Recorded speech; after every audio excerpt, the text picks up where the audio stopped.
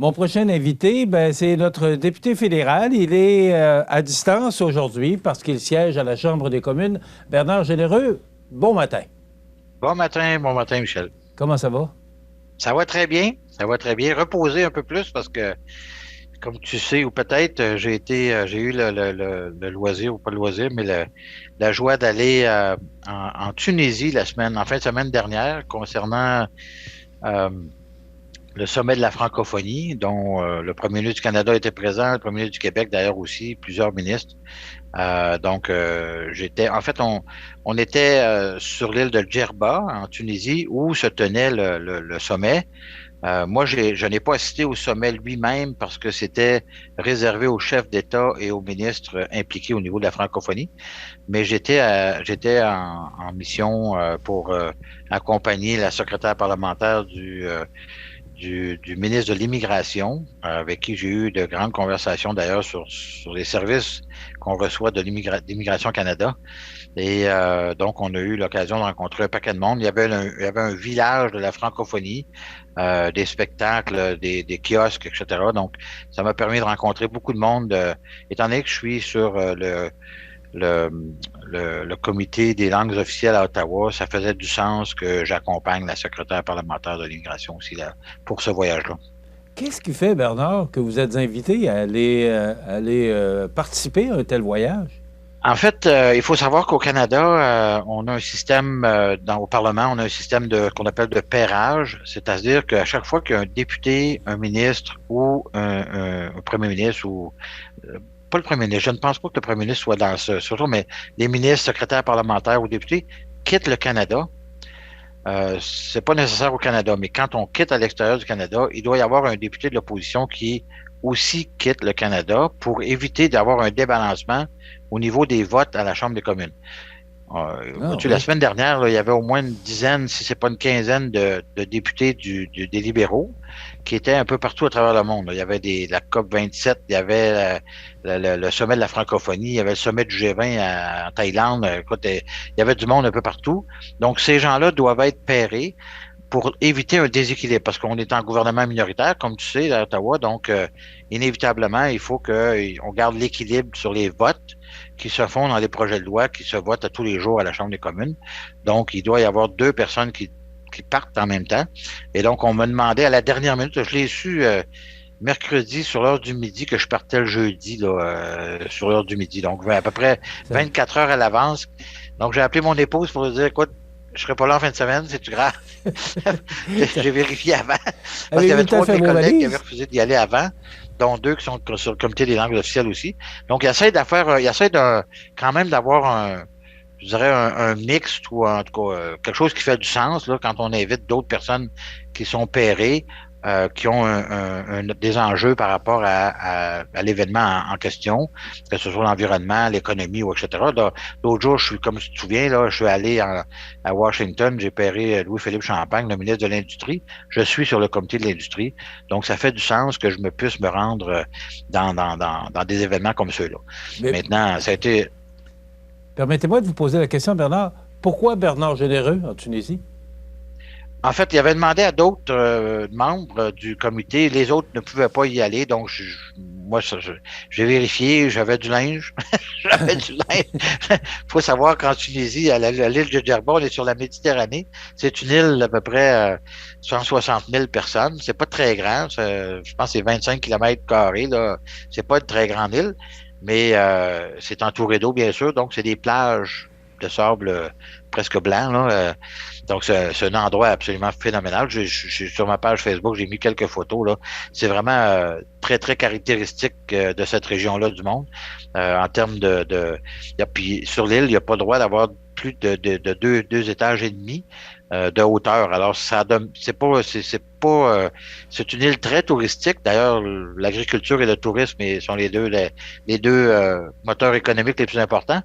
Et c'est pas des hôtels comme en Floride, là, à 20 étages de haut. Là. Ça a gardé son cachet très, très, très, très rustique, là, si je peux dire ça comme ça. Donc, c'est une île très intéressante. D'ailleurs, ce sont des musulmans, pour la plupart, mais sur l'île de Djerba, il y a des musulmans, des catholiques et des juifs. Alors, ils se sont entendus, il n'y a jamais eu de guerre, ils ont toujours partagé leur territoire. Donc, il y a une mosquée, il y a une église, puis il y a ce qu'il faut pour les juifs. Donc, il y a tout cet environnement-là travaille ensemble.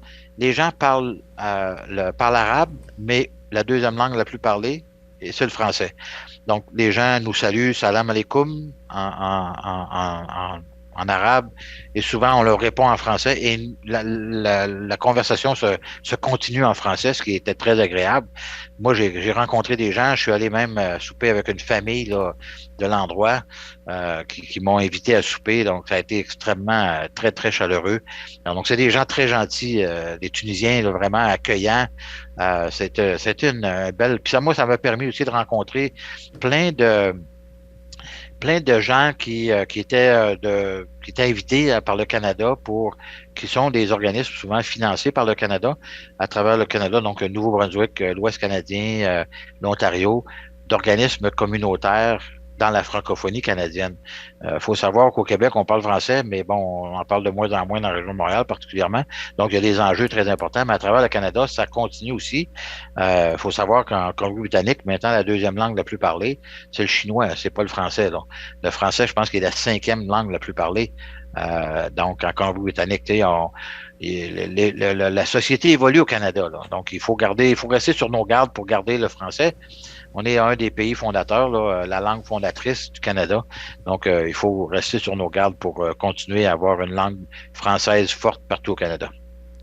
Vous m'amenez justement sur le sujet de la commission Rouleau. Même Trudeau dénonce le peu de français à la commission. Est-ce que ça vous inquiète, Bernard, de savoir et pourtant, M. Rouleau est un francophone. Alors, ouais, et puis, il y a de la traduction instantanée là, à cet événement-là, là, je veux dire, à cette commission-là. C'est pour vous dire, ici, même c'est des la personnes capitale nationale. Francophones. Pardon? Même des personnes francophones. On parlait en anglais durant la commission, 4 personnes qu'on a eues comme information. Ouais. Est-ce que ça vous inquiète, Bernard? En tout cas, je pense que écoutez, on le vit de façon quotidienne ici. Quand nous, les conservateurs, on dit souvent que les libéraux ont peu d'intérêt pour la langue française. Et on a des exemples de ça de façon quotidienne. Notre chef pose des questions en français régulièrement. En fait, quand il pose des questions en français, habituellement, on lui répond en français.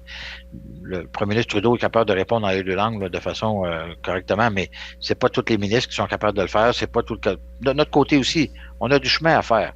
Et d'ailleurs, c'est pour cette raison-là que j'ai fait reconnaître le Collège de Sainte-Anne à la Pocatière pour donner par le gouvernement du Canada pour être capable de donner des cours de français. D'ailleurs, moi, j'ai invité, j'en étais une vingtaine de mes collègues l'année dernière qui sont venus à la Pocatière pour apprendre le français. Les cours de français ici à Ottawa là, sont payés, ça coûte rien aux élus pour être capable de prendre des cours de français. Et vice-versa, mes collègues, plusieurs prennent des cours d'anglais pour améliorer leur anglais. Je pense que c'est important de faire avancer le bilinguisme, oui, mais de s'assurer que les francophones, quand on a l'occasion, qu'on parle français. Je vais m'adresser tantôt, là, regarde, j'ai une question à la Chambre des communes aujourd'hui, puis j'ai ce qu'on appelle un SO 31, c'est une déclaration de député. Je vais évidemment les faire en français, je suis francophone. Alors, mais il y a beaucoup de mes collègues qui apprennent le français puis qui essayent ils font des efforts très importants pour être capables d'assimiler. Mais quand on arrive dans une commission nationale sur la sécurité et qu'on a des francophones qui s'en vont là, qui parlent juste en anglais, quand on sait qu'il y a des interprètes qui interprètent le français et l'anglais au Canada, ici, par tous les débats à la Chambre des communes, au Sénat, dans toutes les commissions, dans tous les comités, sont traduits instantanément par les interprètes de la Chambre des communes. Alors, il est totalement inacceptable que ces gens-là s'adressent à la commission en anglais quand c'est des francophones. Le juge Rouleau lui-même est un francophone, un francophone de l'Ontario. Son nom le dit, là, Jean Rouleau. Là. Il ne peut pas être plus francophone que ça. Là. Et pourtant, il n'y a pas beaucoup de Français là. Et pourtant, il n'y a pas beaucoup de Français là. Non, absolument pas. Alors, c'est pour se dire, évidemment, les libéraux dénoncent tout le temps, mais ils ne posent pas d'action véritable. Bon, on est en train actuellement, là, au comité des langues officielles, d'analyser la loi C13. Ça fait 7 ans qu'ils sont au pouvoir. Ils ont déposé une première loi. Il y a eu une élection, la loi est tombée à l'eau, ils en ont refait une autre. Ils ont eu un livre blanc dans lequel ils disaient qu'il fallait absolument que la gestion de toute la question de la langue française au gouvernement du Canada devait être géré par le Conseil du Trésor. Et dans la loi qu'ils viennent de déposer, ils disent le contraire. Alors, ils ont pas de, puis tous les organismes le demandent à travers le pays, parce que ça va tomber en deux cracks encore, là, puis en deux chaises, là. Puis là, ça va être, non, c'est pas moi qui est responsable, non, c'est pas moi qui est responsable. On vit ça depuis 50 ans. Alors, tu vois, il n'y a pas de volonté véritable, là, de la part des libéraux à régler ce dossier-là, de façon, puis là, ils viennent de nous envoyer ça fait 6 réunions qu'on perd, là, à des tracasseries administratives là, au niveau parce qu'ils ont déposé une motion bâillon pour qu'on puisse être capable d'adopter le projet de loi avant Noël.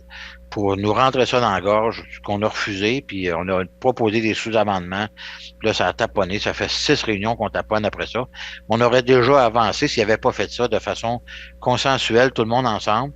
Mais là, autrement, ça a viré au bordel, puis ça va être encore le bordel pour un petit bout encore. Là. Nous, on est à l'écoute des organismes à travers le Canada qui veulent que la langue française soit conservée, qu'elle soit promue, qu'elle soit faite pour et par. Donc, c'est pas ça que le gouvernement offre actuellement dans le projet de loi. Bernard, toujours sur la commission Rouleau, doit-on s'inquiéter du fait que le Service canadien des renseignements canadiens, il n'y a pas de raison d'invoquer la dite loi parce que c'est là-dessus D'ailleurs, M. Trudeau témoignera hier, c'était Mme Freeland. Est-ce qu'on doit s'inquiéter de la dite loi et qu'on a même envisagé de déployer des chars d'assaut sur le site? Est-ce que cette commission-là va donner quoi? Qu'est-ce qu'on apprend de ça? Est-ce que vous suivez cette commission Rouleau? En fait, je la suis par le biais des médias comme vous. Là, j'ai pas le temps d'aller suivre ça de façon quotidienne. Là, on est très occupé actuellement. On est dans une session parlementaire très, très, très intense actuellement. Donc, on n'a pas. Écoute, la commission est là pour faire son travail. Ceux et celles qui ont été impliqués à l'intérieur de ça peuvent la suivre.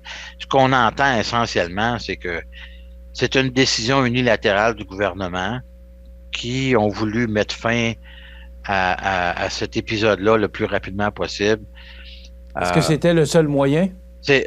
Non, pas du tout. D'ailleurs, la commissaire à la GRC, Mme Loki, est venue dire très clairement que tous les outils n'avaient pas été utilisés pour être capable de se départir de ce convoi-là. Écoutez, ils ont sorti un bazooka pour tuer une mouche, essentiellement. Non pas que je suis pas en train de dire que c'était pas important. Ce que je veux dire, c'est l'image en disant qu'ils ont utilisé quelque chose. La sécurité nationale du pays n'était pas. Et quand j'écoutais Mme Freeland hier qui disait que les États-Unis trouvaient qu'on était une république de bananes parce qu'on laissait aller là. Ben, la République de banane, là, aux États-Unis, je pense qu'ils pourraient se regarder dans le miroir avant de traiter les autres de République de banane parce que ils ont eu un assaut véritable, eux autres, là, avec M. Trump à l'époque, là. Ils ont eu un assaut véritable puis il y a eu des personnes qui sont décédées. Et donc, ils n'ont pas de leçon à donner à personne là-dessus, là. On s'entend que les gens qui étaient ici étaient pacifiques. Ils voulaient faire une démonstration de force, pas de force, mais de longévité pour être sûr que le gouvernement comprenne. D'ailleurs, si le gouvernement avait pris une demi-heure, 1 heure ou 2 heures pour s'asseoir avec les dirigeants, ça serait peut-être probablement terminé dans l'espace de 3, 4, 5 jours, cette affaire-là. Ils n'ont jamais voulu rencontrer les responsables, ou en fait ceux qui étaient à la tête un peu du convoi, pour venir les rencontrer. Évidemment, il n'y avait rien à leur offrir, mais quand même, tu peux montrer un signe de bonne foi pour dire, regarde, pour quelle raison notre position est celle-ci. Alors, eux autres peuvent ensuite décider s'ils restent ou s'ils en vont, mais il y aurait, évidemment, le gouvernement aurait pas dit, oui, bon, OK, c'est beau, on va vous donner ce que vous voulez. C'est sûr qu'il n'aurait pas fait ça, mais dès le départ, il faut se rappeler pour quelle raison les gens sont arrivés à Ottawa. Je vous rappelle que les camionneurs, depuis le début de la pandémie, avaient été élevés en héros, à savoir qu'ils étaient en train de, malgré la pandémie, de transporter les biens et services que nous avions besoin au Canada, notre nourriture, etc., pour les chaînes d'approvisionnement. Ces gens-là sont dans leur camion 98% du temps tout seuls. Alors, s'il y avait quelqu'un là, qui était le moins enclin à transporter la COVID ou la transmettre la COVID, c'est bien ces gens-là. Mais le gouvernement est arrivé avec ce règlement où ces gens-là devaient, s'ils n'étaient pas vaccinés, ne pouvaient plus traverser aux États-Unis. Ça a soulevé la colère absolue de tout ce monde-là. avec raison. Moi, je les ai appuyés parce que je disais que ça faisait pas de sens et ça fait toujours pas de sens aujourd'hui. Quand on analyse tout ce qui s'est passé par rapport à la COVID, les personnes qui étaient moins enclins, je ne sais pas si vous êtes déjà allé dans des quais de débarquement, là, dans des entreprises ou chez Ikea ou des grandes entreprises un peu partout, c'est des rangées de portes de camions. Là. Il y a 75 portes de camions l'un à côté de l'autre. Les gens, ils vont juste, même que ça se fait de façon électronique, ils se parlent même plus. Là. Ils reculent le camion, ils chargent le camion, rembarquent dans le camion, puis ils sont partis. Ils ont presque pas vu personne ou ils n'ont pas parlé à personne. Alors, cette condition qui était de demander à ces gens-là d'être obligatoirement vaccinés était ridicule. Elle l'est toujours aujourd'hui et elle le sera toujours. Quand quelqu'un est 98% dans son camion puis il parle pas à personne, là, il va pas faire à croire qu'il est un danger public pour à cause de la vaccine, qui n'est pas vacciné. C'est ridicule. Si vous restez dans votre maison 98% du temps, vous avez des grandes chances de ne pas l'avoir la COVID ou en tout cas, tout le moins, de ne pas la transmettre. C'est la même chose avec un camionneur. Donc, il y avait un non-sens là, puis ça a été le convoi, l'objectif du convoi, c'était de dénoncer ça. Évidemment, ça a pris une forme un peu plus large. Et là, il y a eu les blocages au niveau des ponts, etc. Bon. Mais ça, vois-tu, le blocage au niveau des ponts, ça a été enlevé avant que la loi des mesures d'urgence soit mise en place. Donc, c'était possible et réalisable d'aller c'était possible d'aller régler ce dossier-là avant, au lieu d'avoir je sais pas si vous voyez, là, je suis désolé, Oui, est-ce que vous voyez cette... demander au réalisateur de regarder. On s'excuse, là. Pour, bon, voilà, OK, OK, ça m'a déconcentré. Donc, c'était possible d'enlever finalement le convoi parce qu'il a été réparti à travers le Canada et c'était possible de le faire avec les moyens que les policiers et la GRC avaient. Ça aurait été la même chose ici à Ottawa. Bernard, le temps passe vite. Cette commission au rouleau-là va donner quoi? Ça sert à quoi? En fait, elle fait partie de la loi. C'est-à-dire que la loi des mesures d'urgence qui a été modifiée là, sous l'ère de M. Mulroney à l'époque, là, donc elle a été modifiée et il doit y avoir absolument une étude ou une analyse, une commission qui est mise en place. D'ailleurs, la commission qui devait être dirigée par... il y a un comité parlementaire aussi qui se penche, qui devait être dirigé par un conservateur. Les libéraux et le NPD ont fait en sorte que ce soit un NPD qui dirige la commission. Donc, puis le bureau du premier ministre ne veut pas partager l'ensemble de toutes les données. C'est la même chose avec l'intervention de la Chine dans les 11 comtés au Canada où la Chine s'est intervenue. Donc, M. Trudeau, je ne sais pas si vous vous souvenez, là, mais il s'est fait élire en disant qu'elle allait être un gouvernement transparent, qu'elle allait respecter la démocratie, etc. On n'a jamais vu, écoute, ils viennent de passer une motion la semaine dernière pour être capable de, à tout moment, décider qu'ils siègent jusqu'à minuit à tous les soirs à la Chambre des communes. Ils nous ont enlevé tous les droits. Il n'y a même plus besoin de quorum. Oubliez ça, là. C'est du bâillonnage total. Puis là, c'est ça jusqu'au mois de juin 2023, là. Donc, je me souviens à l'époque, là, tout le monde disait Harper, c'est ainsi, il ne respecte pas la démocratie, M. Trudeau est 10 fois pire. Et pourtant, personne n'en parle. Mais ça reste que c'est la réalité. Et M. Trudeau n'est pas moins que transparent, beaucoup moins transparent que ce qu'il a dit qu'il allait être. Et c'est pas des secrets d'État, là. C'est des choses qu'il pourrait partager, mais qu'il ne veut pas partager. Si on ramène ça chez nous un peu, parce que, bon, comme vous êtes député fédéral, ça nous intéresse ce qui se passe à Ottawa, bien sûr, mais si on ramène ça chez nous, les emplois d'été, oui. C'est le lancement là, de l'appel de demande, là, parce que nos entreprises ont besoin de main-d'œuvre, alors il faut les écouter. Puis là, on veut que les jeunes travaillent aussi, oui, on s'entend, oui, effectivement. On veut combler les besoins de nos entreprises aussi. Oui, à partir de mardi de la semaine prochaine, le 29 décembre, les entreprises là, pourront commencer à déposer leurs demandes. Puis ça se termine le 12 janvier 2023. Donc, il y a une période là d'à peu près, je dirais, un petit peu plus qu'un mois. Là, donc, c'est le 9 décembre. C'est ça, à partir du mardi 9 décembre. C'est bien ça, le 9. En tout cas, Annie, il faudra qu'elle me le dise, mais il me semble que c'est le 9. Les gens pourront déposer une demande. Et Annie Franqueur à mon bureau, là, la belle Annie, là, vous savez qu'elle est devenue spécialiste dans ça. Donc, ce qu'on veut, nous, c'est qu'on ait les meilleurs scores possibles, que les organisations aient les meilleurs scores possibles. Donc, appelez Annie pour faire vérifier vos demandes avant de les envoyer. Ça va nous faire plaisir de les vérifier. On va envoyer pour ceux et celles qui ne sont pas abonnés à notre infolette, on va envoyer tous les liens, tous les éléments qu'il faut qu'ils soient remplis à l'intérieur de l'infolette la semaine prochaine pour que tout le monde soit au courant du fonctionnement. Il y a des priorités dans le comté dont j'ai établi, là. Le tourisme, bien sûr, qui est un pan important de notre économie, l'agriculture, les petites et moyennes entreprises, les organisations à but non lucratif et lucratives, mais qui s'occupent socialement là, de toutes nos organisations, les moissons Kamouraska de ce monde, là, les friperies, etc. C'est toutes des organisations. Les municipalités, bien sûr, avec les camps d'été. Alors, moi, ce que je dis aux gens, c'est ne déposez pas des demandes pour 4, 5, 6, 7, 8 personnes, là, ça ne marchera pas. Là. Ne perdez pas votre temps. Là. Moi, j'en donne minimum un, j'essaie d'en donner à tout le monde qui dépose des demandes. Puis évidemment, il y a un système de pointage pour être capable d'aller chercher le maximum de points. Moi, je vous le dis, là, faites affaire avec nous, appelez nos bureaux. Annie va vérifier vos demandes pour qu'on s'assure de déposer la demande la mieux orchestrée possible de façon à aller chercher le maximum de points. Parce que, évidemment, on n'est pas en mesure de répondre à tous les demandes, mais c'est très rare que j'en donne 2, là. Donc, c'est très, très rare. Ça prend des exceptions, surtout pour les choses qui traitent au niveau des handicapés, par exemple, des camps Canawish de ce monde, etc. Des fois, je vais aller un petit peu plus large, là, mais, là, je viens de perdre mes lumières dans mon bureau. Notre entrevue dure longtemps. Ça veut dire ici, on économise l'énergie à Ottawa. Là, les lumières ferment au bout de 20 minutes ici, là. Oui. En tout cas, il nous reste 5 minutes, sinon... La lumière est encore bonne. Il nous reste 5 minutes, Bernard, sinon on va nous couper. Comité de l'industrie et technologie des chaînes de blocs, la réglementation des plateformes de négociation de crypto-monnaies au Canada. Parlez-nous un peu de ça. En fait, le comité de l'industrie se penche actuellement justement sur les chaînes de blocs, là, ce qu'on appelle les blockchains en anglais. Là.